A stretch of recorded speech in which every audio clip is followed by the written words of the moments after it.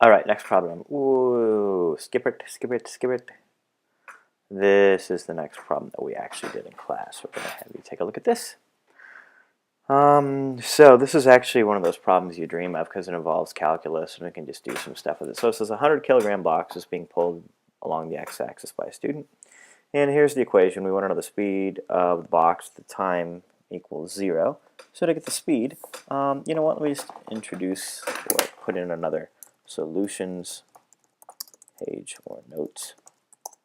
And we're going to take a look at part A because I want to do a little bit of work here without taking up too much space.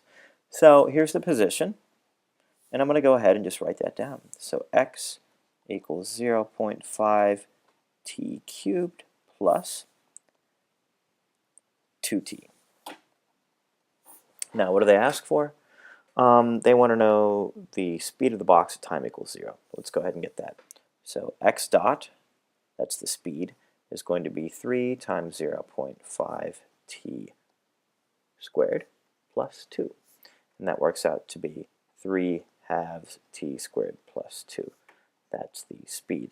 And we want to know the speed at time equals 0. Well, at time equals 0, we put 0 here, and so we're going to get x dot is 2 meters per second.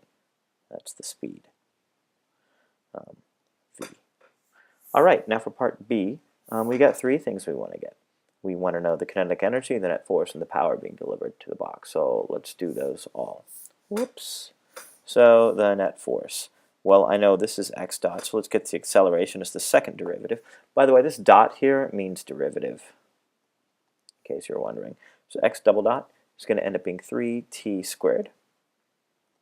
And so if I want the acceleration as a function of time and I have a mass of 100, that means my force is going to end up being 300t squared.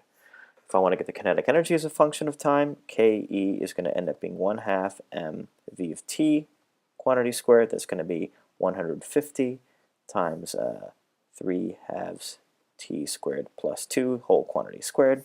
And then the power, that's going to be force times v. So if you want to do that, that just ends up being 300t squared. And then I times it again by 3 halves t squared plus 2. So that's part A and part B. And we will continue the solution to this next problem in our next video.